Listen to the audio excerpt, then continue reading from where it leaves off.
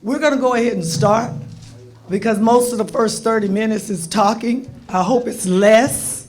I'm going to ask staff to get through whatever we have to say quickly because I want to hear from you. And I can tell you this, as I said last night, we're not here to answer questions. We don't know all the answers either. This is an ongoing investigation. And Chief will tell you, we're in the legal, where are my legal people from the city? Are they here yet? No? My attorney, she's probably out there in the parking lot. She's outside. We are doing what we have to do not only as a government, but we have to allow the process to play out just like any other ongoing investigations of any type. But again, we are here to listen to you, and we want to hear everything is being recorded. That's why we'll be asking for your address and your name. If you do not live in the evacuation zone, if you do not work in the evacuation zone, if you do not have a business in the evacuation zone, I am asking you, please don't speak. Everybody, if you're here and you spoke last night, you need to allow others' voices to be heard. We have it on tape. Is it out there? Where are my marketing people? Is it out there, the recorded meeting? Is it out there it's out there? It's out there on the city's website if you want to go look at it, YouTube, whatever. But again, I need to hear from the people who weren't able to be there last night and people that we haven't heard from. Now again, if you don't live in the evacuation zone, that's why we're asking for addresses. If you don't work in the zone, if you don't live in the zone, please don't speak. Let the people who live in this evacuation zone have their time and their platform. Thank you. Since Zena is directing the traffic, thank you, Zena. We're going to go ahead and get started. I'm going to, again, just like I told you, the incident itself is just, to keep repeating it over and over again is, for me, I live in the zone. And I know what everybody that live in the zone or work in the zone or business in the zone went through, going through, whatever. And we're here because we're trying to help with the process of providing some types of funding or assistance to you. I know that everybody think $1 million isn't nothing. I know a lot of people think the $100,000 isn't nothing. But you need to know there are other people ever since last night that's coming to the table. And again, like I promised my businesses, don't give up on us yet. I'm working just as hard for you as I'm working for everybody else to be made whole. Bathrooms are outside down the hall when you go out the main door that you came through. We are kind of crowded at capacity, the chief said, but because of the urgency of the moment, we're going to go ahead and get this thing started so we can get everybody out. I know it's warm in here. I'm going to call up Councilmember Barbara Burke. She has a part of the evacuation zone, as well as Councilmember McIntosh, who's not here with us tonight. But I'm going to go ahead and let the council member speak. Thank you, Mayor Pro Tem. Good evening, everyone. I am Councilmember Barbara Haynes Burke, representing the Northeast Ward. I'm here tonight because the Northeast Ward and the North Ward connect. I'm here also to support Mayor Pro Tem Adams. And what she is saying tonight is that we're here to hear from you. And our first and main priority is to hear your concerns and respond to your needs. So we want to hear from the people tonight that we did not hear from last night. And I want to add to what Mayor Pro Tem said. If you are here tonight, and if you know of any agency, if you know of any organization who you have spoken with, and they have told you they have resources to help our residents, please provide them that information in writing. Please provide them the email address, the telephone number, the name of the agency or organization, and how they can help. Everybody needs that in writing. If you have it, share it. Again, I'm supporting Mayor Pro Tem, and we are committed to supporting you, our constituents and our residents, and I thank you all for coming out tonight. Ms. Patrice Toney, our Assistant City Manager. Good evening. Greetings again to Mayor Pro Tem Adams, Councilmember Burke, and any other elected officials here present. Again, my name is Patrice Toney. I am an Assistant City Manager for the City of Winston-Salem. I have oversight of the Public Safety Department. Oh, you all can't hear me. How about now? Okay. All right. I was just saying that I am Patrice Toney, an Assistant City Manager. And we are here standing behind Councilmember and Mayor Pro Tem Adams and Councilmember Burke, and we are standing here with you tonight. And so we feel some of the pain that the residents have experienced through this evacuation and this time. We are grateful that there were no injuries or no fatalities in this event, but we also know that people were impacted by the fire. So what we will have, as Mayor Pro Tem Adams mentioned at the end, we do want to hear how you were impacted and how the city can be of assistance. We, on Monday night at our Council Finance Committee, Mayor Pro Tem Adams proposed a $1 million relief fund to assist people in the 1 mile radius of the fire. That is a proposal, and it still has to be voted on by the full council. So to come to council on this Monday evening at 7 o'clock. I think people still can't hear me. All right. Okay, I see thumbs up now. Okay, so I was saying on Monday night, there will be a city council meeting where the city council will hear the proposal of a $1 million relief fund that Mayor Pro Tem Adams proposed. That relief fund is intended to help people who live and work within the 1 mile radius of the fire. In the meantime, we will hear what you all say, how you all were impacted by the fire, and develop a criteria that we will send to City Council to look at over the weekend that will inform their vote.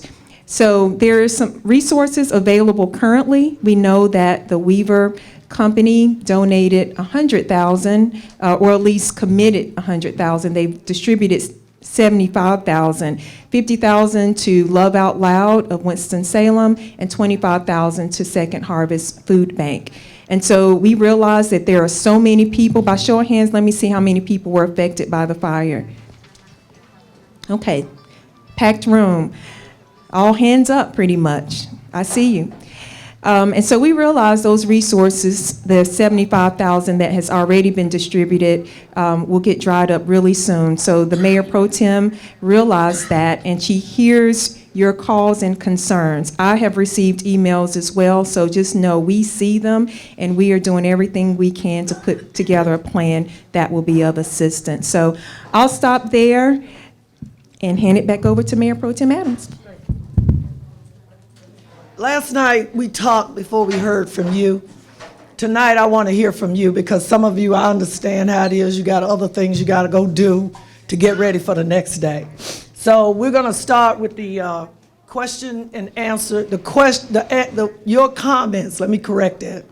Your comments. You can filter it with questions. Again, we're here to listen tonight. We're not here to talk. We're just here to listen to you. So who's up first? There's a mic right here. I'm asking people, please, to be respectful of everybody and to realize that if you can just take a minute to talk quickly so we can get to all the people that didn't get to be here last night. Again, if you spoke last night, please don't speak again. We got it recorded, you're on record, and this is not the end of it just because we got 2 meetings. I am working on this deal along with staff 24/7 to bring stuff home. And we also are getting contact again, like I said, from other agencies and organizations and nonprofits that want to get in and help. So that's a good idea. I'm hoping they bring some money and some resources. Young lady, make sure you say your name clearly and your address. Thank you. Good evening. My name is Angela Williamson, and my address is 314 Am Drive. And my question is... Excuse me, what street is that? Am Drive, Am. E-L-M, Am Drive. Oh, Elm, Hunter Hills. Yeah. Okay. So when the fire chief was speaking about it, he said that they would do the reverse 911. And that's kind of one of the things I was banking on, but I never received one. So my neighbor that spoke last night, Perry, she was the one that notified me that I need to leave my residence. But it's very hard for me to just pack up and leave when I have an 80-year-old mother that barely walks, and I do this all on my own. So it wasn't easy for me to just pack up and go, because I had to pack a potty chair, a wheelchair, 3 days of clothing. So that was very stressful for me to just try to bear all that. And then they also said that Tuesday morning there was a knock on the door. So I'm like, well, did they knock on her door because she leaves her bedroom light on every night and I don't? Because I like to use my energy wisely. So even if I didn't get a knock on the door, they could have left a note on the door. And if they went around with bullhorns, I don't think I sleep that hard that I can't even hear that. So I just wonder how much of that was really being done. Again, we're here to hear your comments. We will follow up with that, and thank you. And just so that you know, again, all of you, we didn't see COVID coming. None of us did. We still learning COVID on the fly. We didn't see this fire coming. None of us did. And we're learning as we're going through this experience as to how to be better to serve you. There might have been some missteps along the way, but that doesn't mean that we are not going to correct and prevent in the future to make it better. Thank you. Hello. Oh, I'm a little height challenged. That's all right. I am too. My name is Sharice Glenn, and my address is 4295 Brownsboro Road, apartment 4. I understand exactly what you just said about we didn't see COVID happening, and I understand that this situation we're in at this moment is unprecedented. What baffles me, I'm not from Winston. I just been here since 2020. I'm a native New Yorker, but I love this city. If a fertilizer plant had all of that on property, and there was a fire, I understand, on December 26th,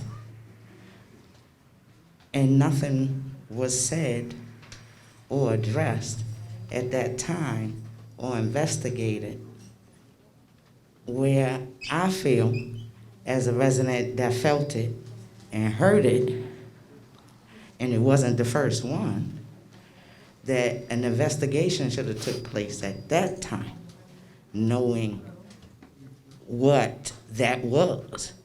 And, you know, I'm not faulting nobody, we're all human. I'm not pointing fingers. I just feel as though that this moment, that what y'all doing is wonderful, because we all gotta come together to prevent something like this from happening in the future. Because I don't know if people really understand the impact. And my story that I'm sticking to is I didn't know why I was here in Winston. But my God saved us all. The rain that came down, that stopped it, and the ice we had that morning, that solidified us to be able to come back home. I just want y'all to know that we're all blessings. Amen. And I'm looking forward to seeing what comes out of this, because it should be beautiful if we all come together. Amen. Thank you. Thank you.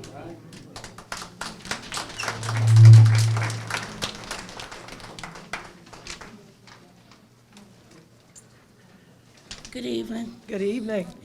My name is Kay Williams. I live at 4905 Rumley Circle, right directly in the back of here. And I didn't come to complain. I come to say that I think the firemen did a great job of getting us out. But at my age, and sometimes I can't hardly walk good, it took me a while to get out.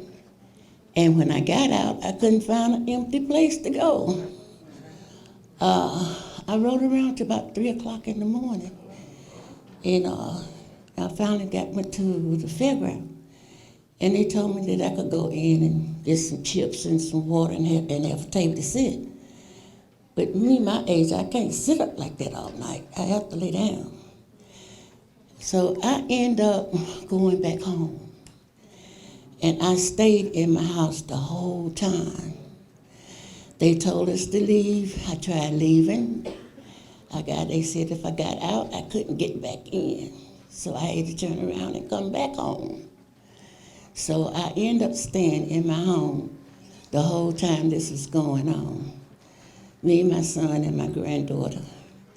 And all of us have asthma, and I'm sure it's gonna have an effect on us. But I do thank God that we're still here, and everything that happens has a reason. And God is with us. He's always got his hand on, and he don't make no mistakes. So we can say we thank God that we all made it through with no deaths or nothing through this tragedy, because it could have been worse. It could have been like it was in Texas. So I just want to thank the firemen and the policemen for a good job they did of getting us out of the houses. Thank you. Thank you.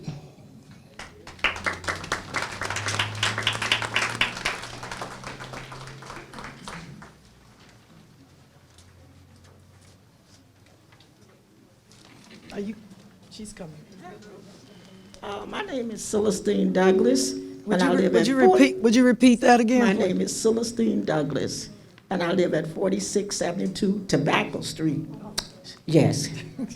Yeah, from my back window I could see. And I'm not going to stress on what happened. All I can say is that we have a lot to do to organize, because if we couldn't get 6,000 out, how can we get 10 or 20? And if we are not looking at that now, we are in trouble. But I want to know about tomorrow. I have kids that play in the yard. We all grow gardens. I want to know what to expect when I go out in my yard tomorrow. Okay? All of us are planting. Okay? And all of us grow. We need some information. Okay? So I'm in the healthcare. I was a nurse. I need to know. Okay? And I need real information, real time. Okay? And no offense to anybody, but I had to pull information from here or there to really find out what was going on. And I'm looking at the fire out of my back door. I just like some real-time information, and so would all of us in our voting district, because we all been here for a long time, 17 years. Okay, so when you guys go on your committee You may want to test a little soil, find out what's going on. Don't forget us, because we don't forget you guys, okay?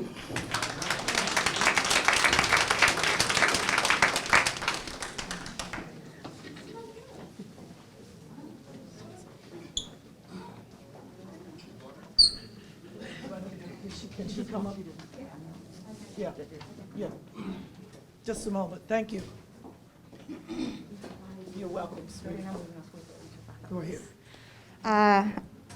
Para todo aquel que solamente habla español y quiere venir al micrófono y hacer un comentario, lo invito y yo me ofrezco para ayudarle como intérprete. I just said if someone that only speaks Spanish wants translation, interpreting, I can help. I can be by the microphone. Si habla español y necesita decir algo, le puedo ayudar. Thanks, buddy. Thank you. Yes, ma'am. My name is Cornelia Lash. I live at 840 Del Monte Drive, and I have two concerns. I live on the street, it's all elderly people. We were not notified.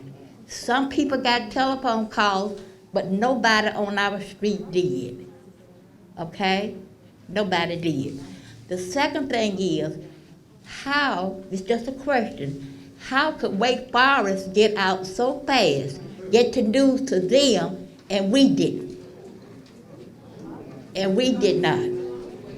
One more thing, I'm sorry. Yeah. One more thing.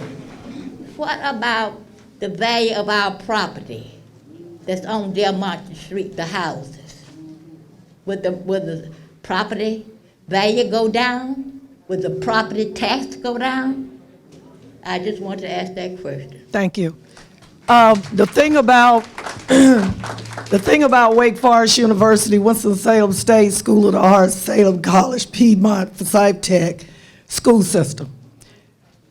Wake Forest, like the universities, if you know all over the country, they're required, they have their own communication system to be able to reach those students, because just like we all know, they're kids. So they have registered cell phones, they have emails that they can text them immediately if there is an issue on the campus, just like when there are shooters or anything else. That's how they know. And those students at every university, they have to sign off on a document with their parents or guardians that when they text them an emergency code, the phone would do just like in the restaurant, just like your phone, it'll vibrate, but they know then in real time that there's danger and they need to leave the campus. That's how they were able to do that. With the city of Winston-Salem and all cities, basically, we have, what do you call it? Where is it? What do we call that? The reverse, what is it? The reverse, the 311, what is it? We have the reverse 911 system. If you have not registered a phone number that we can call, that's why there were people, we were trying anything we could, because we know we people, ain't nobody's fault, but we all don't register things like that when it's important, just like changing your batteries in your smoke detectors. All we asking you to do, like last night going forward, and we hitting marketing with that going forward, because again, we're learning. We learned how many people did not have a number registered in case not only a fire, a tornado, anything, hurricane, a gas explosion. We don't have a way to connect. And if you're in a zone that the emergency management has declared unsafe, period, that the fire people got to get out. Yeah, it was bad. You got to think just like 911. Do you go in like in New York? Do you go in, or do you listen to what they're telling you that you can't go in? And that's why the decision was made, and Chief will tell you to pull back and to try to evacuate. And yes, at that point, we had firemen and police at the fire, making sure people, you know how people are, they want to come see. Now we're dealing with crowds of people in cars and others walking just so they can look at the fire. We got personnel there. We got personnel even spread out further in the perimeter. And on top of that, what personnel we got left in light of how short-staffed we are. They just made the decision to go into the communities on the trucks that we had left, the police cars we had left, the sheriff we had left, trying to still make some contact to get people out. Again, I know the human side of this. I didn't leave. My neighbors, all of them called me, wanting to know, everybody, are you leaving? I told them, you know, I'm crazy, I'm old, I'm like the captain on the Titanic, I'm going down with the ship. I can't leave my post. I monitored my situation, my family, everybody, they was trying to get me to leave. I have lupus, I got a bad left lung. But I had to stay because I needed to be able to see what was going on. But again, I hope you will take the opportunity to register your cell phone and your landlines so that we will be able to contact you in the next emergency. Again, we're not perfect. We're not perfect. But again, we are learning from this experience, just like you, the things we need to correct so we can be better and prevent the next time. Yes, ma'am, come on up. Thank you. Where do they do the reverse? How do they register? My marketing people, online, tech. Frank, here comes Frank. Frank Elliott. Frank, I'm coming. come on. I'm coming. Frank Elliott.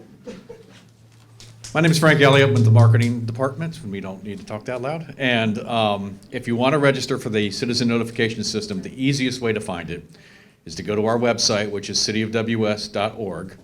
Scroll to the bottom of the page, and you will see a link, and it says Citizen Notification System. It's just that simple. Click on that, and you can set it up to get alerts either by text, or by phone, or by email, or by 2 or 3, whichever you wish.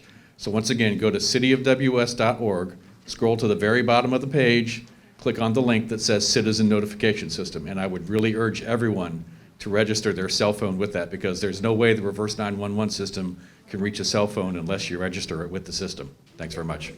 I was going to say, can they call CityLink or anything like that? If you do not have internet and you want to register your phone, thank you, Marla. Yes, you can call CityLink at 311 or 725-8000, and you can ask them to register your cell phone for you, and they do have Spanish-speaking agents available if you need that help. Thanks, Frank. Yes, ma'am. And one of the things I'm going to do, if we haven't done it already, how many in here get a water bill every month? Raise your hand. I'm going to have the county and the city to go ahead and start putting that on the water bill in big print so you can see it. And so at that moment then, when you open the water bill, you can look at that and say, oh, I haven't registered yet. So we're going to do that too. Go ahead, young lady, I'm sorry. Reina Rivera. Más cerquita del micrófono. Reina Rivera. Ajá, su dirección. 4629 Tobacco Street. Okay, she's Reina Rivera in 4629 Tobacco Street. Fue muy duro para nosotros porque hace 2 años se nos quemó la casa. It was really hard for us because 2 years ago our house was burned. Y cuando yo le llamé a mi hija de 17 y a mi niña de 7 años y les dije que teníamos que salir, mis hijas se enloquecieron porque de nuevo pensaron que la casa se estaba quemando. And it was really, really difficult because when I had to tell my daughter, my 7-year-old daughter, that this fire was happening again, they were really, really scared because they thought it was another fire was happening again. Mi hija de 17, según la que le llegó a dar terapia, fue tanto su estrés que se paralizó. Todavía está un poco mala. De 17 años? Sí. She also has a 17-year-old daughter, and she's receiving therapy, and she was paralyzed, and it's been such a shock that she still cannot move forward. Yo no pude salir I couldn't leave porque era demasiado humo. because the smoke, it was too much. Fui a tocarle las puertas a 2 vecinos que sé que no tienen teléfono de casa. And I went to knock on the door of 2 neighbors that don't have a landline. Y ya después yo ya no aguantaba mi garganta y mis ojos.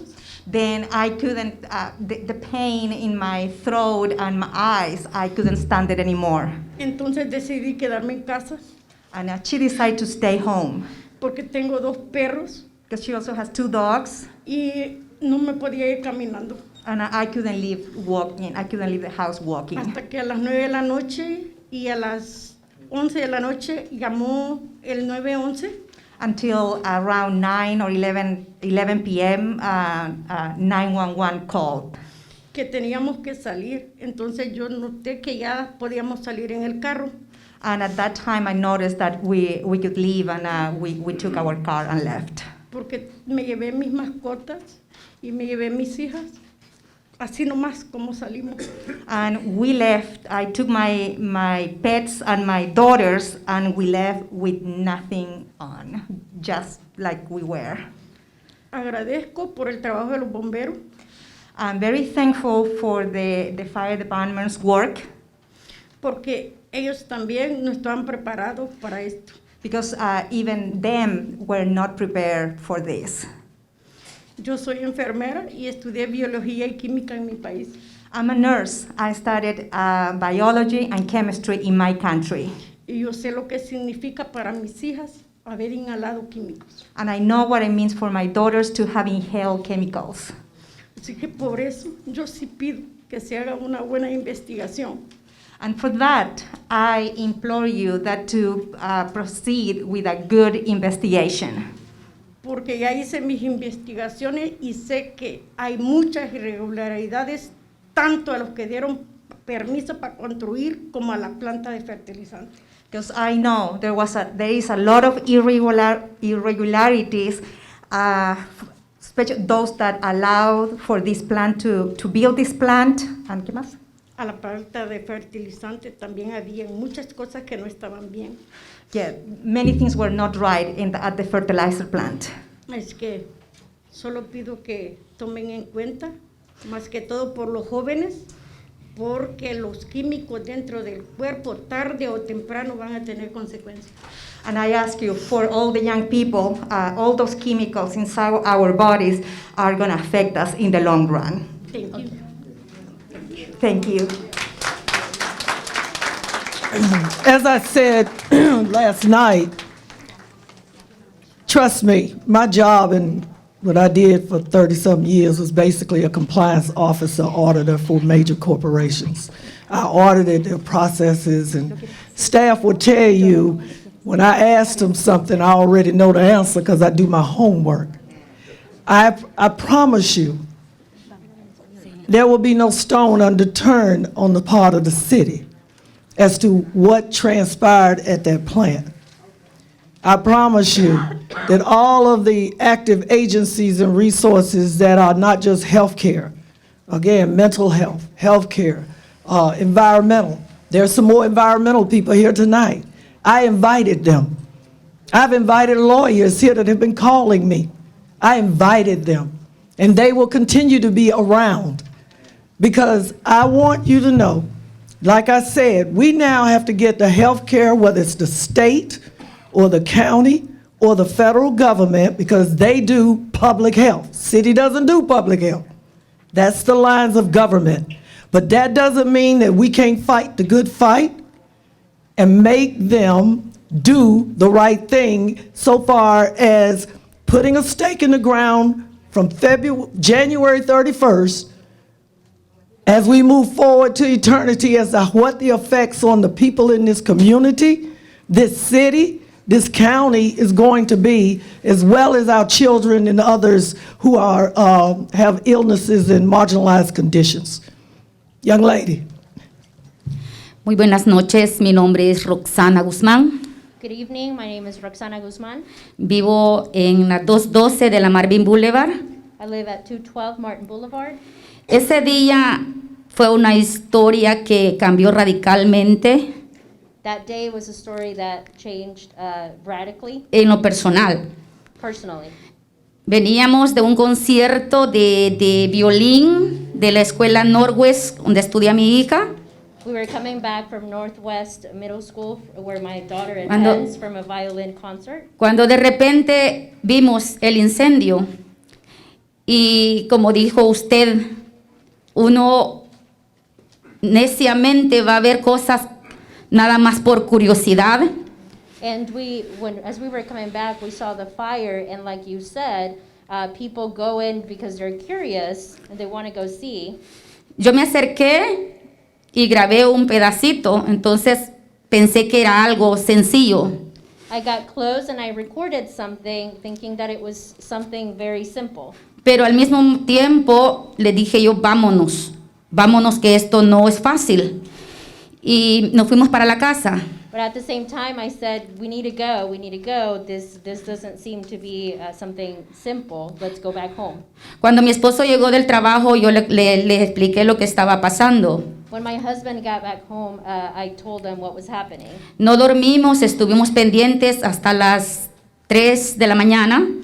We couldn't sleep. We stayed up, just making sure, kind of waiting to see until 3 in the morning. Y esperábamos que en nuestra área los bomberos parlantearan. Esa fue la idea de nosotros, pero And we were hoping that the fire department would use a kind of like a loud sound system to let us know what was happening. sí, ellos andaban patrullando, los bomberos, ellos andaban. Y nosotros dijimos, entonces quizás ya esto se calmó. We did notice that they were around the area, they were patrolling, so we thought everything was over. A las 4 de la mañana mi hija me tiró un comunicado y me dice, mamá, sálgase porque eso está peor. At 4 in the morning, my daughter told me that I needed to get out because things were worsening. Entonces empecé a empacar y la situación a la que quiero llegar es que mis niños empezaron a temblar, más el niño de 9 años empezó como que era una gelatina, empezó a temblar y mi niña también. Entonces yo me sentí como, ¿qué hago? Y tengo un perrito, un pastor alemán que se llama Happy, y yo pensé en mi perro también. Dije yo, ¿cómo voy a dejar mi perro? Y So at that moment I started packing, but really what I want to get to is my kids, my 2 kids. They both started shaking uncontrollably. My 9-year-old started shaking like jello, like they were, and then my daughter started doing the same thing too. And then I kept thinking, what am I going to do? We also have a German Shepherd named Happy, and I just kept thinking, what am I going to do? entonces dije yo en ese momento, Señor, lo único que me toca es tu socorro. So in that moment I said, God, right now I am at your mercy. Y me acordé del Salmo 27 que dice, Jehová es mi luz y mi salvación, ¿de quién temeré? Jehová es la fortaleza de mi vida, ¿de quién he de atemorizarme? Y en ese momento dije yo, es hora de poner mi fe en acción. So in that moment, I started, I kept thinking of Psalm 27. She states Psalm 27, and then just said, in that moment, my faith is in you, God. Entonces, si estamos vivos es por algún motivo. Porque dije yo, hemos sido librados de las pandemias, estaba frío y ahora esto que está pasando, Señor, dije yo, tú tienes un propósito para Winston-Salem. So I said to God, there's a purpose that we are still alive here today. We've gone through the pandemic, it's cold, and now this situation. God, you have a purpose for Winston-Salem. Mi hija aún está soñando con esto. Mi hija de 13 años, una adolescente, está soñando todavía, tiene pesadillas. Entonces yo quería saber si hay algo, si pueden como consultar unas terapias para ayudar a los jóvenes, a los niños. My daughter still has nightmares to this day about the incident, so I'm wondering if there's any therapies that could be of support to the kids that are going through this. Gracias. Thank you.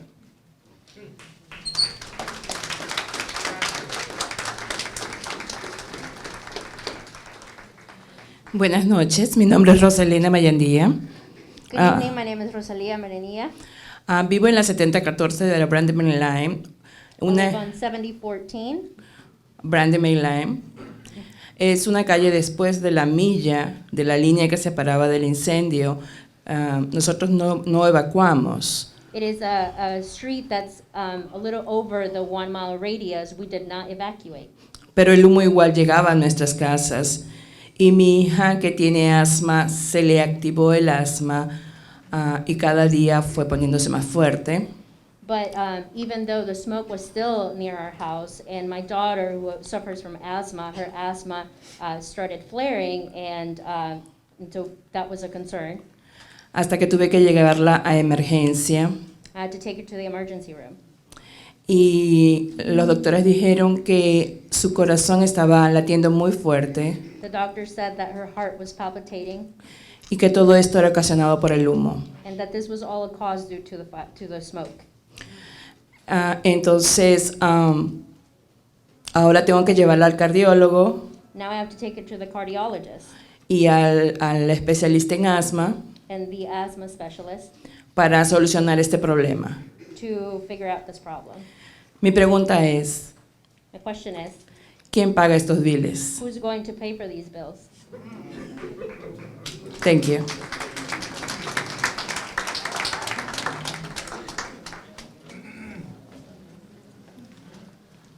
Hello, my name is Maceo Thomas, and my address is 4676 Tobacco Street. I thank God for His grace and His mercy. I just wanted to know, I was out of work for like a week, and I want to know, is there any thing in place to like far as like wages? Again, we're here to listen to the questions, and because you gave us your address and all of that, we're going to get back with you. We're going to post some things as to how you call a number, and once the application process opens up, hopefully we're going to have it up and running with Patrice, a couple of weeks. Yeah, okay? I appreciate it. Yeah.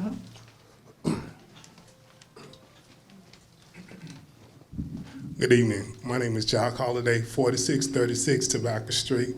I'm here representing my father, Charlie H. Brown. He's 99 years old. I didn't want to drag him in here tonight because of the situation, but I videoed some of the meeting from last night, and he asked me one important question. He asked me, where was the mayor? What did the mayor have to say about this? Because he said if this was Bethania, Stratford Road, Country Club, Peace Haven, he'll be sitting in on those meetings. So what about us? What about us? Let him know. I'm speaking for everybody in here. We voted for him, okay? He needed us then. We need him now. That's just out of respect, okay? To the fire chief over there. I know I wasn't supposed to hear this conversation that you had with the police officer. We are not ruling people. We're not going to get ruly, outrageous, and scream and holler like that. The only thing that we're saying, we're upset and we're hurting. That's it. And if it seems like we're coming off angry and mad, we have a right to be. Because Winston-Salem did let us down. Because this shouldn't have never happened in a community full of kids, elderly people, and working people. Thank you. Bernard, Mr. Russell, I heard from you last night, sir, please. And you were recorded. We got your testimony. I need for you not to speak twice. There's people behind you that want to speak. Thank you. I heard you. I remember. We went to school together. Anyway, come on.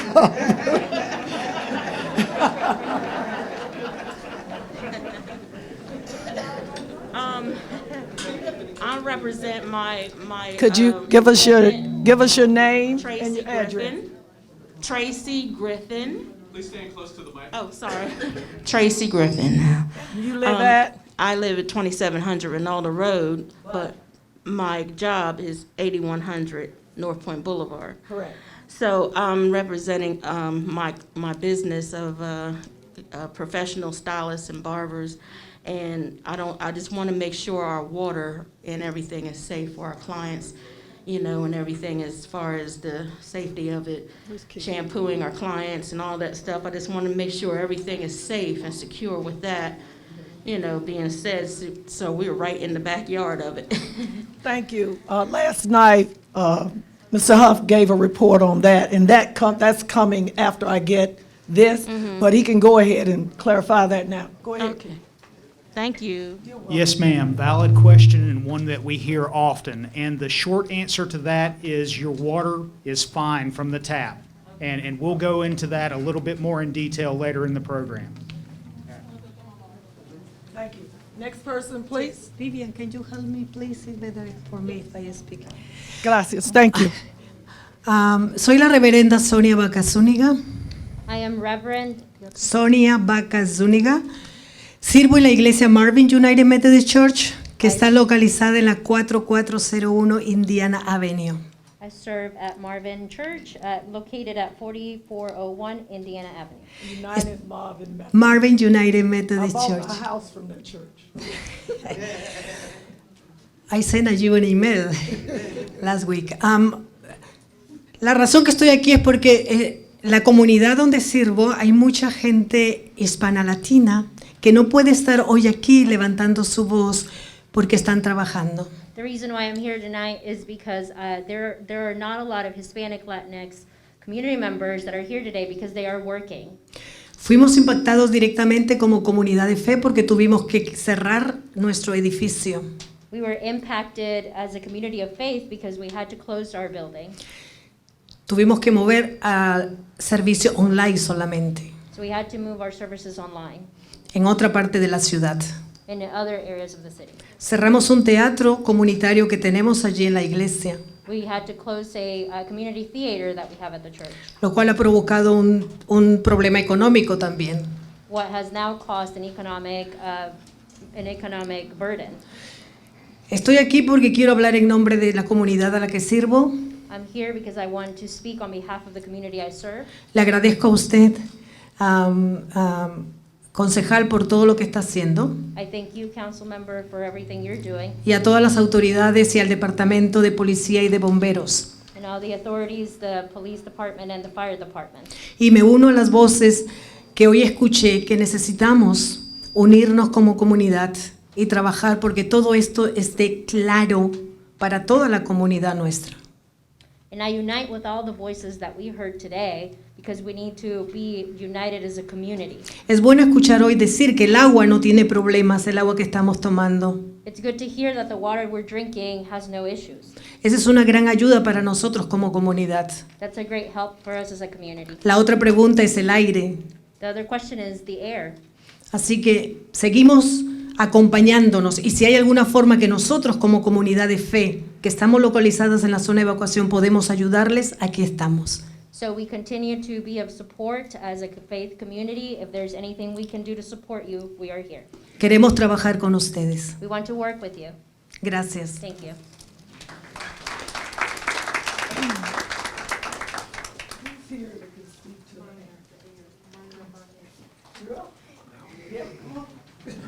What better time than now? Introduce yourself and give a short scenario of where we are with the air qualities and even going forward. Thank you. My name is Minor Barnett. I work for Forsyth County. I'm Director of the Office of Environmental Assistance and Protection, and a large part of our mission is monitoring and protecting air quality and working to improve air quality. And during this event, is this better? So this thing was giving me feedback, and I was trying to prevent that.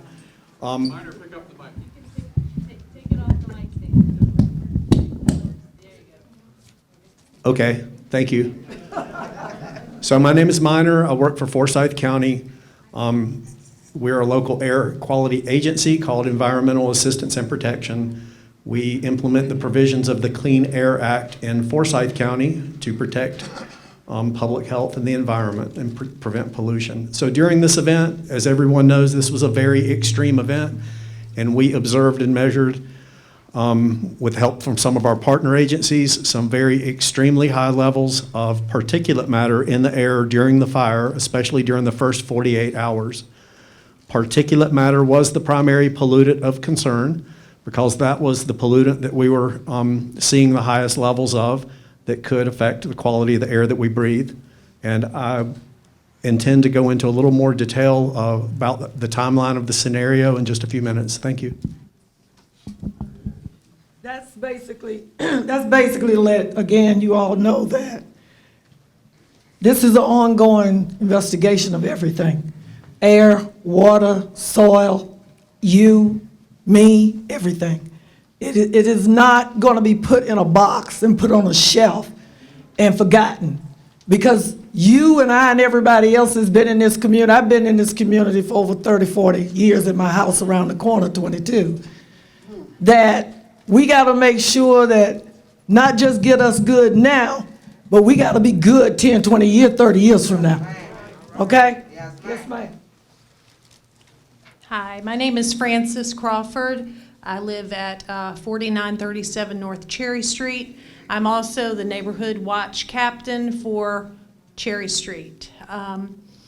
You know, Weaver Fertilizer was never even on my radar to watch as the neighborhood watch captain. I mean, and that's a naive statement, obviously, given what's going on, but you know, it just makes us fearful. I've been in that house for 18 years. My neighbors are my friends, and that's a community, good and bad. It's a community, and that's where I call home. So we did get the reverse 911 call. I understand that the authorities and fire department did a wonderful, as good as they could job in the spur of the moment, given all of the things considered. I know the logistics of all of that get hairy in the middle of when it's going on. So I want to definitely say thank you for all of those that helped as best they could.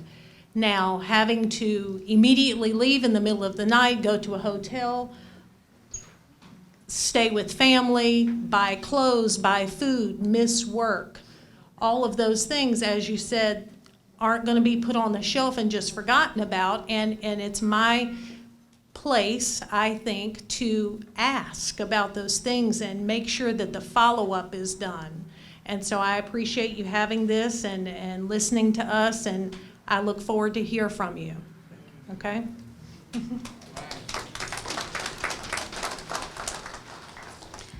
Good evening. My name is Shea Woodbury, and I live at 3022 North Glen Avenue. Of course, I am a neighbor of this community, and of course, I also serve on the Winston-Salem Forsyth County Board of Education. Miss Woodbury? Yes. Do you live in the evacuation zone? No, I don't. Do you work in the evacuation zone? No, I don't. Do you have a business in the evacuation zone? No, ma'am, I don't. Then what I'm going to ask you to do, excuse me, Ms. Campbell, what I'm going to ask you to do, no disrespect, we had a meeting last night that had twice as many people as that. A lot of people didn't get to speak. Yes, ma'am. And I need to hear from the people directly in the community. I know that we are working with the school board at North Hills. Okay? Yes, ma'am, and I appreciate that. And If you'll just say one thing about the counseling that the county can bring up. That's what I wanted to address. All right, then you got the mic. Yes, ma'am, thank you, and I appreciate the opportunity. And I just really wanted to say I heard a concern from a parent about some therapy for children and probably families too, because this was a traumatic event. And I just wanted to let the community know that the school district will work hand in hand with the city to coordinate whatever is needed for our children. So thank you. I appreciate you. You're welcome.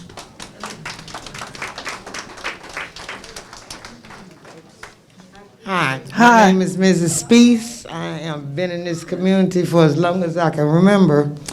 And I came to the meeting last night. What's your address? 216 Forest Hill Avenue. Okay. Right off Indiana. Okay.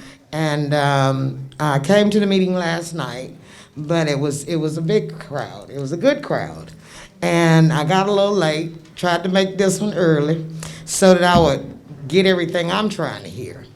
And there's one question, I don't know if anybody's addressed it yet or brought it up, about who's gonna clean up that mess over there, and who is it gonna cost? Is it gonna cost us homeowners? Is it gonna cost the business? Are we gonna see our bills increase, creepingly? Yeah, is it gonna cost the taxpayers their money? No. No? No. Okay, one other question. why is that building still smoldering? It's still smoking, and I know everybody in here can smell it with that door open. Chair. And you'll notice I'm answering certain questions Yeah. because I feel like a need to know ASAP type deal. Yeah. Good evening. I'm Trey Mayo. I'm the fire chief for the city. So the building tear down and haul off is being coordinated by Weaver's Insurance Company. And as the contractor moves stuff around, they still uncover some hot spots, and they have hired some contract firefighters to extinguish those hot spots as they dig them out. So there's no money coming from the city or the county to help them do this? No, ma'am. No, Okay. ma'am. It's being covered by it's my understanding that it is being covered by the insurance company, but the city's firefighters are not out there extinguishing those hot spots. Okay, and I just got one more thing to say, and it's a statement, it's not a question. We all are hardworking people, have been, our parents have, and that's what made this community. And yeah, it's a lot of people in here upset, confused, and want answers. You know, not 2-3 months down the road. They need answers now. They need help now. And for an official to say that we were rowdy because it's only the majority of us are black and brown in this community, that's unfair. And it's very discriminative. And that's one thing that really needs to be addressed. Yes, ma'am. Okay. But thank you all for coming out. Everybody stay blessed and stay prayed up. Amen. If anything was said, I apologize because I'm the coordinator host of the meeting. So everything that goes wrong or right, not right, don't taste right, smell right, it falls on me. And I'll take that and I'll work with it. I apologize. Please forgive us. Thank you. Yes, sir. I know who you are. Okay, yes. My name is Albert Palmer Jr., and I reside at 4644 Tobacco Street. I just wanted to start off by saying that there has been a long history with Weaver Plant Fertilizer. And, you know, it's one thing to be reactionary, and that's what I hear, and that's what it's always reacting to a catastrophe.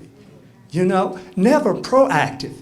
You know, and this when I went online and did research to see, you know, some of the regulatory loopholes that has just gone swept under the carpet.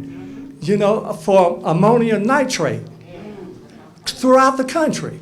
So they're not in the dark. If you're in the dark, that's because you chose to be in the dark, you know, and we in the community were left in the dark. If the agencies that are supposed to be safeguarding those interests are not doing their job, then what does it avail us? You know, I mean, what hope do we have? How can we have trust in the government officials if they are the ones who are in charge of taking care of that responsibility? We repose the confidence in them. That's why we elect them. And then they have no knowledge of it. You know, then what did that say? You know, and this is the thing. They have been cited. I mean, when I did research, they've been cited. You know, so, I mean, it's not like something that's under the radar. I mean, so, before all of this took place, on December the 21st, they had a fire. You know, that was a prelude to this. And let me say, that night, I was in my bed because I work a third shift. But that initial explosion before the fire department, I mean, it shook the very foundation. I was like, what in the world was that? I hadn't heard nobody comment on that. But by the grace of God, those 600 tons of ammonium nitrate didn't explode when that initial The Texas fire was, I mean, when I looked at it online, it paled in comparison with the fire and the blaze that was being, that was taking place at Weaver Fertilizer. So, my thing is we can't get the question. It's good we have questions, but we want to get the resolve, because this thing has been going along and perpetrating for so long, and all of the agencies, the national, state, and local, are supposed to be safeguarding, and when you look at it, they're not supposed, they don't disclose. They said they haven't even submitted to those boards, and the evacuation plan. They were supposed to have sprinklers, supposed to have recommendations for inflammable bins to store their material in.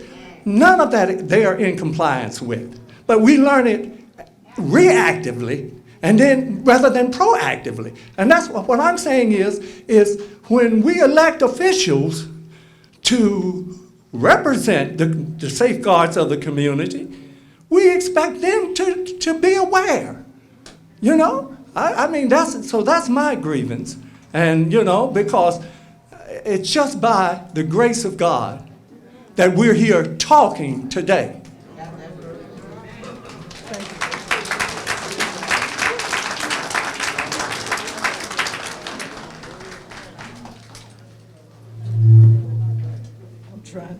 What time is it? Go ahead, sir. What time? I'm Michael Woodard from Melody Lane, 276 Melody Lane.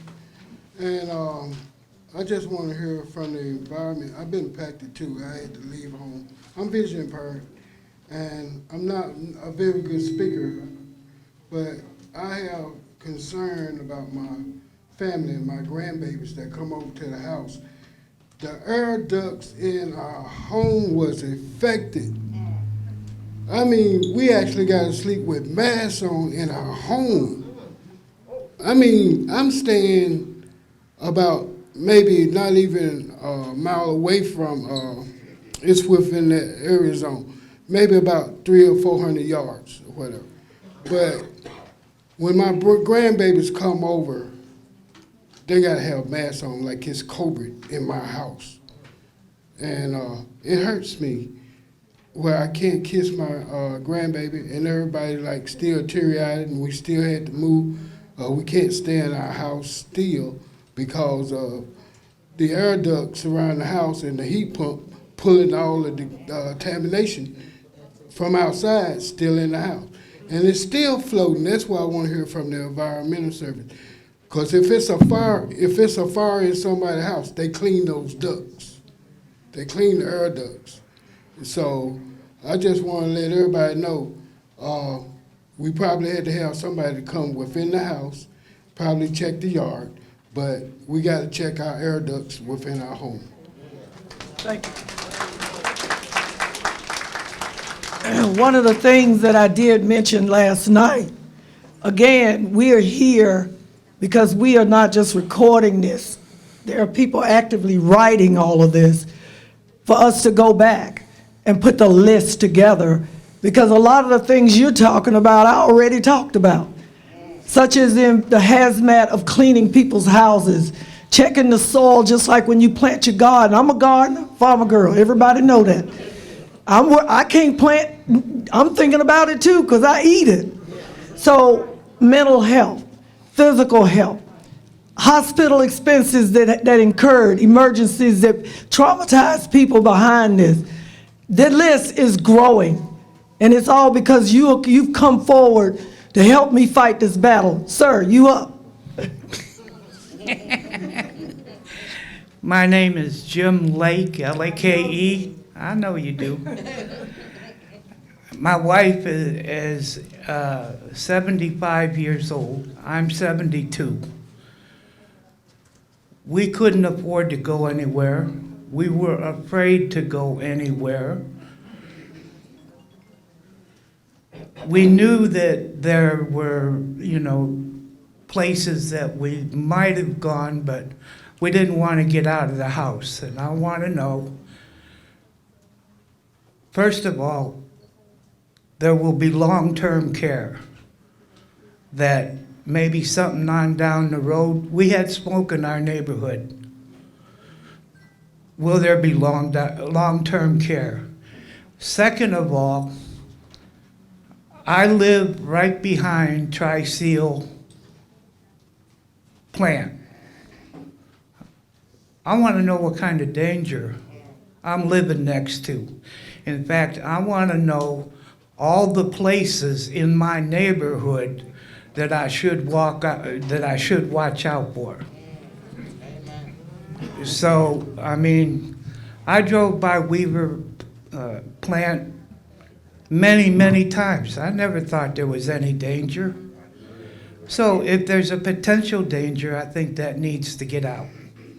Thank you. Thank you.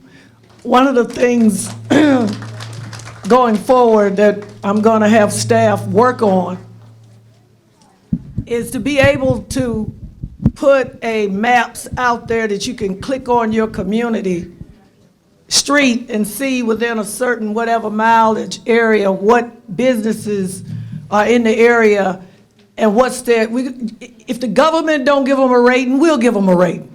If it's high hazard, like ammonium nitrate or some other chemicals, then you'll be able to click and see those businesses with those different colored boxes in the neighborhood. Now, I'm gonna try to do that. Now, y'all know how the government is. The government is run by some different types of other people too. There's certain things they won't let you do when you start wanting to publicize what they have in their businesses. I am a proponent. Like I said, I worked in manufacturing for over 38 and a half years. Every chemical we had in the plant had a material safety data sheet, MSDS. And it listed, for those that work in manufacturing, y'all know what I'm talking about. It listed the level of the hazards of every chemical. It could be a spray can of air that you use to put the little plastic piece and spray your computer screen and your keyboard. That can had a hazard attached to it, so when firemen and people come inside the plant, they get a call. We got a fire. The first things they ask for from the plant, whoever's there, am I right, Chief? What's in the plant? Where's your MSDS? Where is it? What you got? The issue with the MSDS, it doesn't tell you quantity. So see, I'm just giving y'all my take on this scenario. If today you had 90 tons of something, and you got a big shipment you got to get out. In battery, it was acid, it was oxide, we had lead, we had all of it at Johnson Control. But tomorrow the shipment's coming in because you got this big order from Walmart and AutoZone that's maybe 5,000 tons or something. I don't think that's nowhere to be found, and I think that's important. Do you think it's important? Yes. All right then, next person. Yes, sir. Come on up. I would stand up, but I have issues. My name is Fernell Black. I live at 4710 Indiana Avenue. I grew up out here. I used to live at 4614 Indiana Avenue. That's where I grew up. So Weaver Fertilizer Plant has operated up there for 80 years. 80 years. And finally, your rooster done come back and bit you. 600 tons of ammonium nitrate. 600 tons. Just think about that. And a mile radius, that wasn't enough. That wasn't enough. It would have took out all the way. A lot. Yes. Wake Forest would have got a taste of it. They would have definitely got a taste of it. Yes, 600 tons. But see, they have industrialized this area out here because it's a brown area. It's a brown area. Weaver fertilizer plant wouldn't have been out in Bethania, which is where it should have been. It wouldn't have been on Peace Haven Road. No. No. Because you know fertilizer, there's a combustible thing with fertilizer. So, I mean, we need to address why. Why was Weaver Fertilizer allowed to amass 600 tons of ammonium nitrate? What, Timothy McVeigh used what, about 500, took out a building? What was it, Chief? It wasn't that much. He didn't use that much, and he took out a whole building. He had that, like Chief said, he just had that truck. That's all he had, was like a pickup truck van. Yes, He yes. didn't have nowhere close to what was. Nowhere close. And you see what happened. So, I mean, it should have been handled a long time ago. It should have been handled a long time ago. But we still here and we alive, and that don't mean that we can't handle it now. Next speaker, please. You good? Go ahead. Thank you. My name is Nicole Washington. I live at 4295 Brownsboro Road, apartment 6, we're neighbors. Well, I wrote down what I had to say so I didn't forget. But that Monday night when everything happened, I heard a knock on my door, but I didn't know what it was because I was about to get in the shower and I couldn't answer it. So, you know, I don't get visitors like that, so I didn't think anything about it and went on to bed. The next morning, my son called, and he's at Chowan University down in Murfreesboro, and asked me if I was all right, because he had heard it on the news down there, and I was oblivious to it. And I said, well, what's going on? You know, and he told me and everything, and I looked outside, and the whole parking lot of my little complex was empty. Everybody was gone. So I'm guessing if the fire department or police department came knocking on the doors to get people out, you know, everybody had left, and I'm not casting aspersions on anybody, but, you know, a little note or something to say leave could have been nice or whatnot, but at any rate, I did get out that afternoon, and when I left, there was ash on my car, and it just brought the reality home, and it caused me to have panic attacks. I'm bipolar, so it caused me to have panic attacks, and I was like, oh God, you know, if something had happened, I could have been injured or killed, you know, what happened in Texas, and it wasn't anywhere close to what they had up here. So I was able to find somewhere to go. And, you know, I didn't even know that they had a shelter until I had to go searching on the internet to see, you know, that they had a shelter to go to, because I didn't even know anything about it. But a friend was able to take me in for the week. And, you know, I guess my concern is if you have the silver and amber alerts that go out to cell phones, why couldn't there have been some kind of alert like that to go to the cell phones, regardless of this reverse 911 thing that I've never heard about, you know, or having your phone number listed, you know, because every time some little child or elderly person has something go on, I get that buzz. So my concern is why couldn't there have been something like that for this emergency, you know? And that's what I wanted to bring to your attention. Thank you.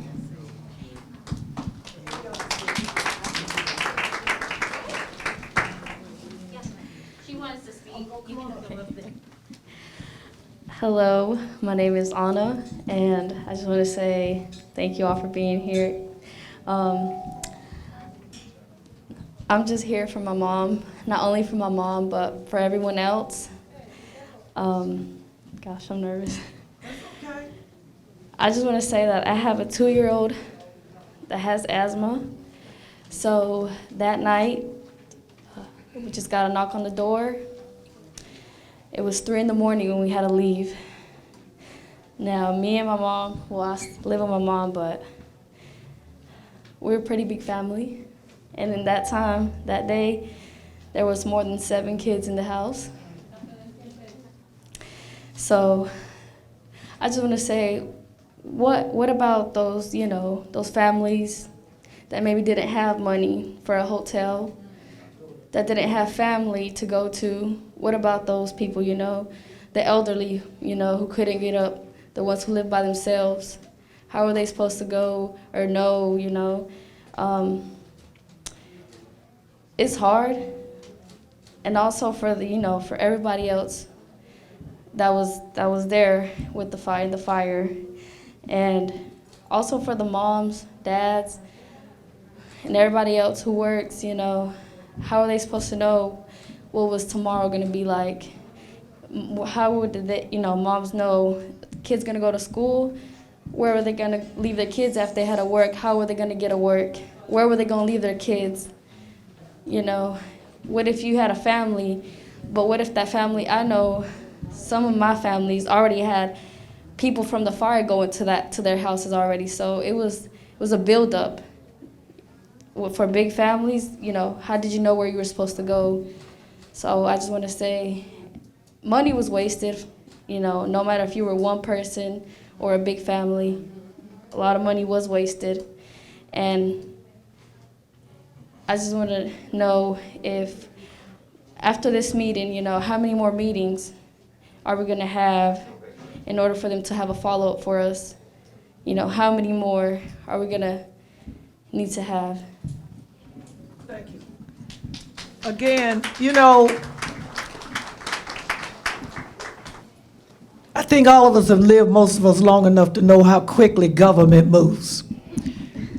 Right now, what we're doing in my world that I know government and lived in this city and participated in the process, we're moving at lightning speed. For me to get that resolution to the committee on Monday, last Monday, it doesn't usually work like that. But I told them it had to happen. I got with the assistant city manager, the city manager, I told them, the people need us to act. And again, I want y'all to understand, we want you know, you're venting and whatever, I'm good with it, because I'm just like you, I'm mad, I'm upset, I'm whatever, anxious. But this is not a deal where this is going to go on forever. You need your money and consolation and resolution now. And I'm not saying this based on the fact I'm your elected official. Like I tell y'all, y'all can recall me, you can vote me out, I'm good. I'm good. Because I'm going to still do what I do. But right now, these meetings justify our movement or my movement and request to get to the next point. That's where I'm at. You showing up, and that's what you did last night and the night, because we wasn't talking to you. And I knew, not just as the elected official of the ward and council member of the ward, I knew it was my responsibility as a human being, as a person that lives in the community, that I had to get y'all together because we got to talk of how we're going to do this. So, as Miss Tony said, we hoping, ain't no hope, I believe in God and divine intervention. That bill going to pass on Monday. And that doesn't mean that once we see the data, regardless what you think, you data, I'm data, you're a dot, you represent a number, a widget. You being here tonight and last night, you are the faces of this incident. You are the faces that Weaver Fire gonna have to deal with. You're the faces that the city, the county, the state, the feds, somebody gotta deal with it. But I promise you, the process to get some funding and assistance, we hoping to get that deal started. Once it passes Monday night, give me 2 weeks. Give me 2 weeks, we gotta open up the application process, and Ms. Tony gonna tell you some of the things you gotta have. If any of y'all got any COVID money, ERAP money, CARES money, the ARPA money getting ready to go on the block, You all know how the government works. You got to have a piece of something, and if you ain't got a piece of something, Miss Newman will tell you, when she was doing ERAP for how long, Marla? 8 months. Our job is to help you with the process of what you need. Marla, did everybody have to have a piece of paper when they came through the door? You got to have a piece of paper or something. Were there pieces of paper where people had to self-declare? Self-declare. Where there's a will, there's a way, people. You are government. You pay the taxes. You turn the wheel. So when you ain't happy, your job is to make me unhappy. Do my job. And I'm going to do my job. For y'all that know that, love, hate, don't matter to me, indifferent. Those of you that know me, I'm going to do my job. Councilmember Burke going to do her job. Any other questions or comments? Because I did want Ms. Tony to come up and tell you a similar sort of process of where it is right now, so you can kind of get a feel of what this deal is going to be. We good? Ms. Tony, you got it. You on the mic. Thank you, Mayor Pro Tem Adams, and again, thank you all for your comments. Thank you all for your comments, for your questions. We were taking notes. I was listening, and so when we developed a process, we'll take all of these factors into consideration. Mental health counseling, issues, trauma, we heard you. And so whether the city provides that. I see. All right. So after Monday, we will work really fast to set up a process with the nonprofit. The nonprofit will be in this community or very closely accessible to this community. As Mayor Pro Tem said, we will have to require some documentation. So if you stayed at a hotel, we would need your hotel receipt.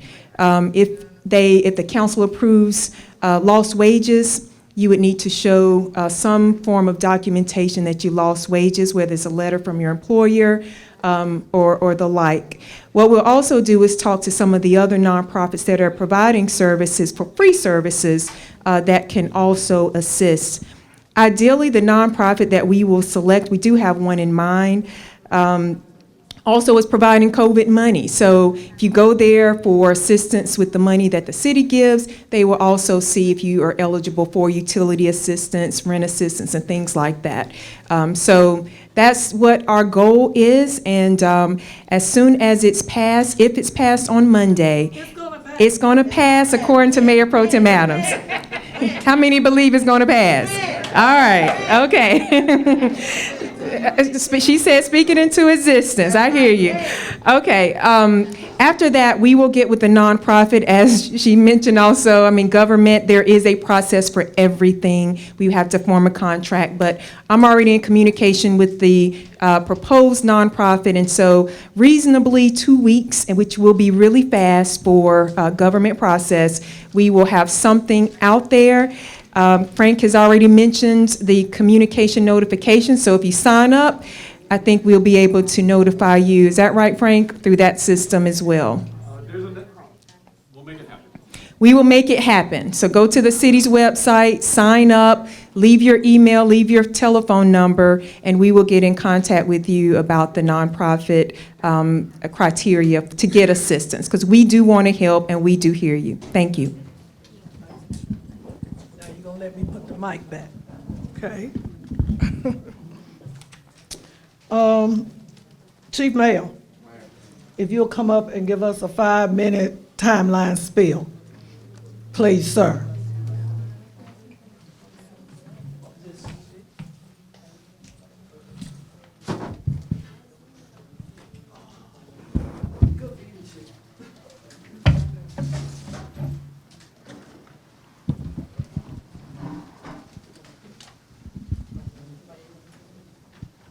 Good evening again. So I'm going to just quickly run through I'm going to kind of condense the first 2 hours of the event down to 5 minutes. Is that what you said, Mayor Pro Tem? 5 minutes. So we got the initial call at 6:42. from a passerby, and that prompted the Winston-Salem Fire and Police Communications Center to dispatch 6 engines and 2 ladder companies from various stations around the city to the Weaver facility.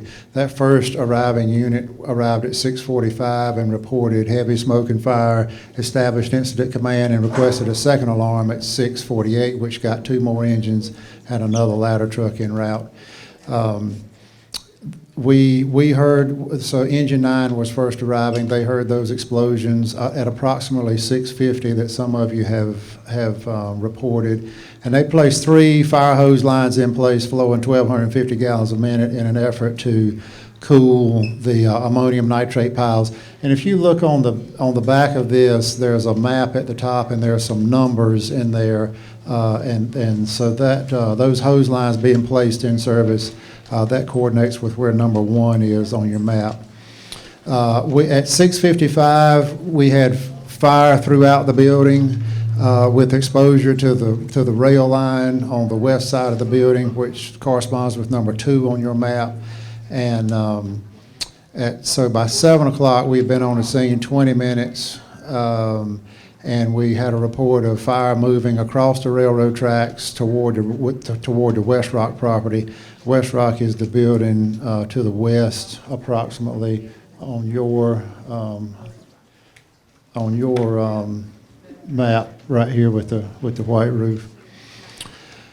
So at 7:10, after being on the scene for 26 minutes, a third alarm was requested, 2 more engines and another ladder. And that's when we got the first report, and this corresponds with number 7 on your map, where we had a report of involvement of that rail car on the west side of the building. It was right here. That car had 90 tons of ammonium nitrate in it. We were able to identify a few minutes later. We placed a ladder truck in service in this West Rock parking lot right here, directing 2,000-gallon-a-minute streams onto that rail car in an effort to keep that rail car cool from the fire it was being exposed to. So I'm staying within my 5 minutes. So at 8:20, we estimate that we had applied 600,000 gallons of water, which at its peak would be 6,300 gallons a minute. We were flowing on the fire, and it was not getting any better.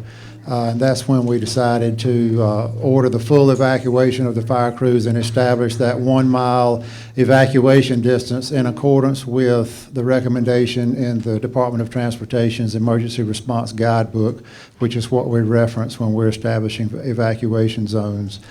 At 8:44, which was an hour and 59 minutes after the initial alarm, we had an incident command post established at 319 Perimeter Point Boulevard, and it remained there until Friday, February 4th, in constant 24-hour operation with the folks in there to support this operation.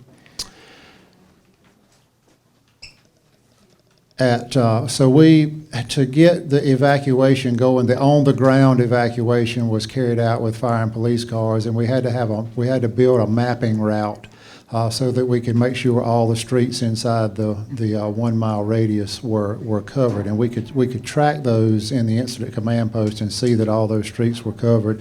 So that began at 2 a.m. Tuesday. And we had completed that routing and had run fire trucks and police cars through all those streets by 4 a.m. That morning. So that, again, takes you from about 6:45 Monday night through 4 a.m. Tuesday morning. Chief, how many trucks total were involved with the fire? So at the fire scene, it would have been 10 engines and 3 ladder companies, a heavy rescue company, 3 battalion chiefs, an air resource unit, EMS, law enforcement for traffic control.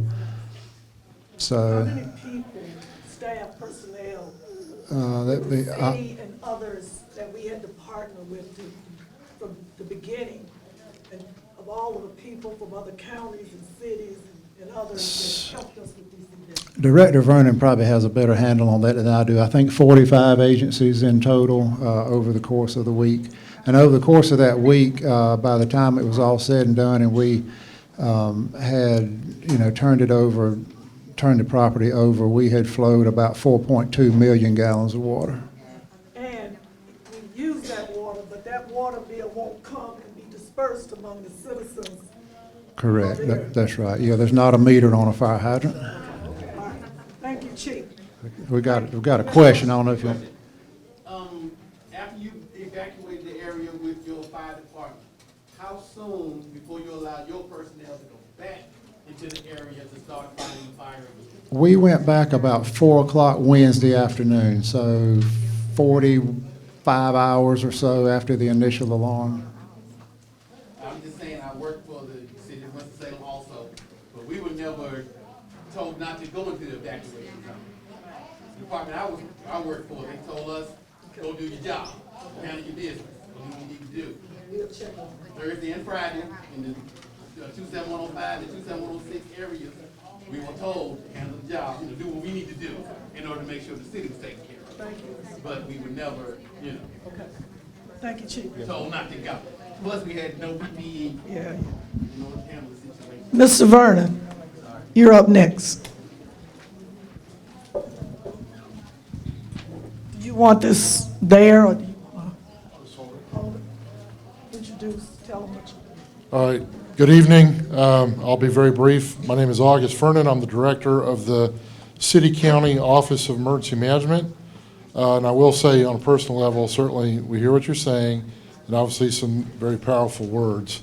How the system works very quickly is there are 100 counties in North Carolina, and each county has an emergency management office. So we are a joint city-county department. There's also the State Division of Emergency Management in all 50 states, and then the Federal Emergency Management Agency, also called FEMA, which you've heard before. Just so you're aware, that evening, actually within an hour of, as I'm standing there with the fire chief, we called State Emergency Management, recognized the size, scope, and scale of the incident, and the state started sending personnel to our site. One of our roles in any major incident or disaster is we assist and support the leading agencies, and obviously in this situation, it was our great partners at the Winston-Salem Fire Departments. And one of the ways we do that is we coordinate with all the local, regional, state, and even federal partners who will respond to any incident. And I will say, if any positive comes out of this, we had a lot of support. There were almost 45 different agencies. I still don't have the total number. It would have been several hundred from all the different agencies that participated in this event. And a positive note also, a lot of our nonprofit organizations, our volunteer organizations, and a lot of the local churches stepped up immediately. These things take a while to put together, and they were happening spontaneously, and we support that, and we were glad to hear those things were happening, a community taking care of itself. So I think that was fantastic. So again, we're here to support all the agencies that respond, and we did have a lot of support during this incident. Two of those partners that are here today with us are obviously Mr. Minor Barnett, who's already spoke about air quality, and Mr. Keith Huff, who's going to talk about water quality, which obviously we all have concerns about.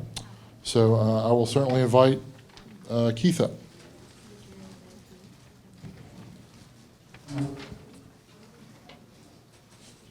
I kept it on your phone. You did good. Thank you, August. That doesn't mean keep your time, but you got enough going. Go ahead. Roger that, boss. All right, good evening, folks. My name is Keith Huff. I'm with the Field Operations section with the City of Winston-Salem. And like Mayor Pro Tem mentioned, I'm going to try to tackle water very quickly, and we have Minor Barnett with the county to tackle the air portion. As Chief mentioned, during the course of the fire, they used approximately 4.2 million gallons of water to suppress the fire. And unfortunately, that water made it into our local waterways. So that spawned some questions for us immediately, like you astutely mentioned. Does this impact our water quality and our drinking water, more importantly? Is our drinking water safe for all of our community residents? So that's what we first started digging into. And please note the map on the bottom of your handout, the green hued map, where basically we want to walk this out for you in very quick fashion. So the red star at the top of your map is the approximate location of the Weaver fire. And you see this light blue line here. Up at the top of the page, we have Monarchus Creek that goes to Mill Creek, which ultimately goes to Muddy Creek, and this is our county line here where Forsyth goes into Davidson. The darker blue line is the Yadkin River, and it flows obviously to our south, and you see these converging in Davidson County below us. Well, these other stars, the first one that says Northwest Dam, that's the city's first water intake that serves the Swan Water Treatment Plant. The next is Idles Dam that serves the Nielsen Water Treatment Plant. You'll notice that both of those are above the discharge point for this fire. So point being, our intakes are above the discharge point for where this fire suppression water tied into our streams. So our intakes weren't affected. We have another intake up here at Salem Lake Dam, but obviously far away. Take-home point with this is our potable water, the water at your tap, was not affected by this fire, nor will it be. So, Tell them about the warehouse. yes. So, obviously, as August and Chief mentioned, you had multiple agencies that started sampling these creek segments through here all the way down to this point. And they were taking data, they were taking samples. As a result of that, we started taking samples upstream of where the fire suppression water entered into the creeks. We got high readings there that led us to another Weaver site that had just general, no ammonium nitrate, but had fertilizer raw product storage. The city investigated that site and ultimately issued a notice of violation to Weaver for cleanup of that facility. They've been underway with that approximately a week now and have made good progress in cleaning that up.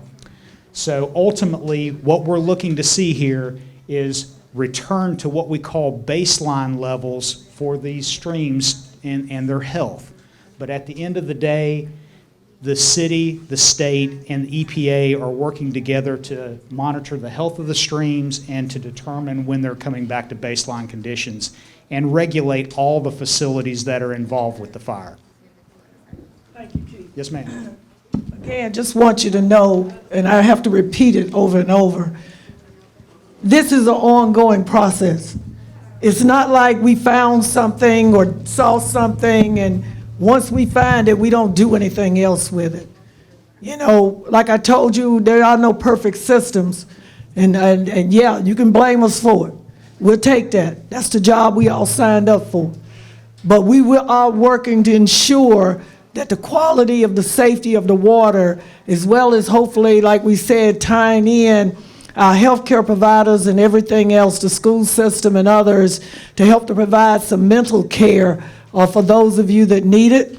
Also ensuring that our relationship and partnering with the healthcare organizations, that they, again, start to do baseline studies on us. Those of you, I know some of you are skeptical when people come to your house, even the census, and ask you for information.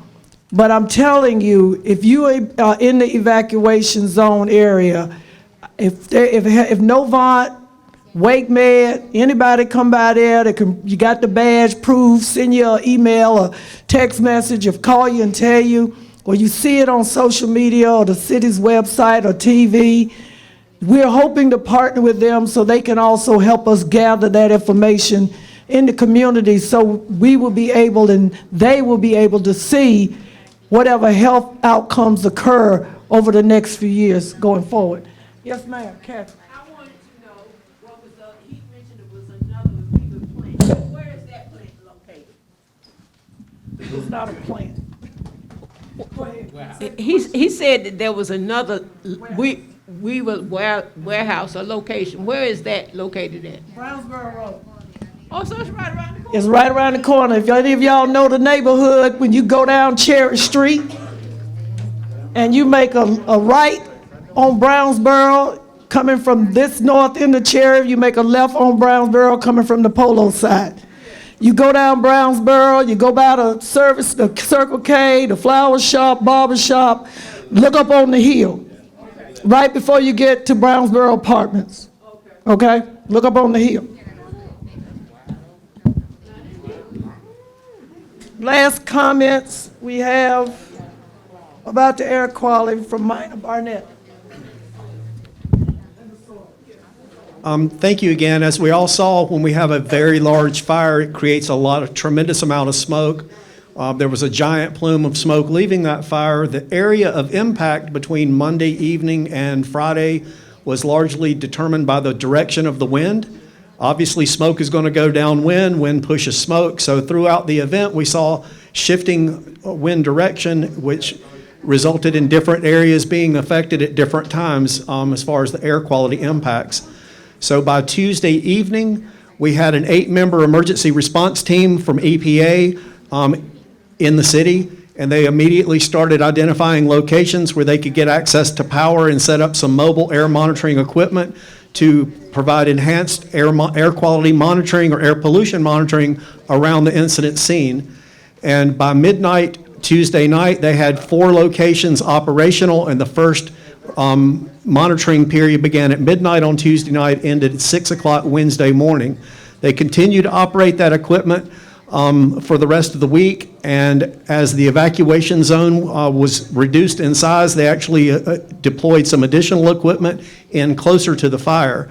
They were monitoring airborne levels of ammonia and nitrogen dioxide and particulate matter was the primary pollutant of concern because the ammonia and nitrogen dioxide were not elevated enough to be a significant risk to anybody. The particulate matter, as everyone saw, was extremely heavy. After the fire suppression activities resumed on Wednesday afternoon and evening, we started seeing improvement in air quality and declining pollution levels from that point forward.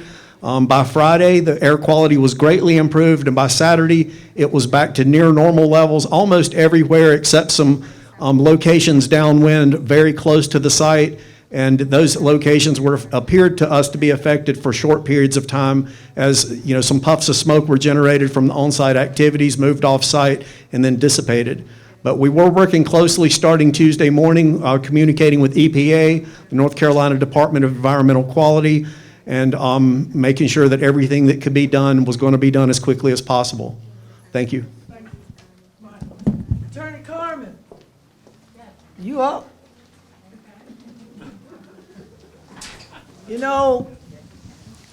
I think, she didn't know she was going to have to say anything, but she is your attorney. This is the city of Winston-Salem's attorney, Angela Carmen, born and raised right here in Winston-Salem. How long you been there, attorney? All of my life. Go ahead, just give them what we can talk about. Whatever. Okay. She know what. As I was sitting here listening, I'm working on a policy that would hopefully provide assistance to you all on a reimbursement basis, consistent with the law, consistent with the effort of Mayor Pro Tem Adams and hopefully the other council members who agree that assistance should be provided. So I'm sitting here working hard on that policy, and hopefully it will pass on Monday. It'll pass. All right, it'll pass. There is, as I've mentioned, I guess Tuesday, some question as to whether or not assistance can be provided to businesses. But as I told Mayor Pro Tem Adams this afternoon, I'm still researching that, and I'll keep looking. It may be that we have to rely upon private partners to assist in that area. And if that's the case, we will certainly reach out to them and do that. But we're working hard to provide assistance where we can, consistent with the law. You did good. Thanks. Thank you, Attorney Carmen. Yes. I have a question regarding the requirements for people. I understand about receipts, but what about that undocumented people? They can request reimbursement? Yeah, Marla. Wait, Marla and the attorney. Okay. This is Marla Newman, she's the Director of Community Development for the City of Winston. She's an attorney too. Good evening. Yes, so there are methods of documentation that can be provided, not the kind that you're speaking of, but again, when it was mentioned earlier about self-certification, so to be able to just make a statement that this is what happened to you and be able to provide the rest of the information. We won't be requesting birth certificates or driver's licenses or anything like that. There'll be a way that you can do a statement that and provide the necessary receipts or anything else that is decided is required, and that person will be able to apply. Thank you so much. All I was going to say is this process will not require proof of citizenship. You don't have to worry about that. Thank you. No.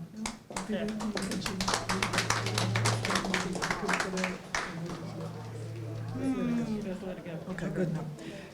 I hope that everybody had an opportunity to be heard. We thank you. I thank you for being here. This road ain't been easy, and I can't promise you that it's going to get any easier for any of you. But I'm asking you to make sure that you signed in tonight. If you didn't sign in last night and you were there, I'm hoping you will have done that. And as you said, several of you, this is not going to be a deal where you won't see or hear from us for another couple of weeks. It doesn't do like that for me. Staff and everyone knows that I am a need to know now person, need to get back now person. So look for us to get back with you through your addresses, through the media, the local television stations, Channel 13, social media, Facebook, and any other forms of media, and the papers that we can use to get the word out. Again, we're hoping to, once this deal is done on Monday, look for something to, hopefully we'll have something prepared to hit the media Tuesday morning, okay? Thank you all very much. Yes, ma'am. One more last question. Yes, ma'am. I just wanted to be clear about the 911 reverse, because over the years, there's no more AT&T that had to send them a Bell South. There are more cell phones, and then the cable companies are taking over doing calls as well. So going out and beyond just this incident right here, because it could be something else that don't even involve the city. And we're talking about getting your information out through the city. But, because my phone is through Time Warner Cable, my landline, and that has nothing to do with the city.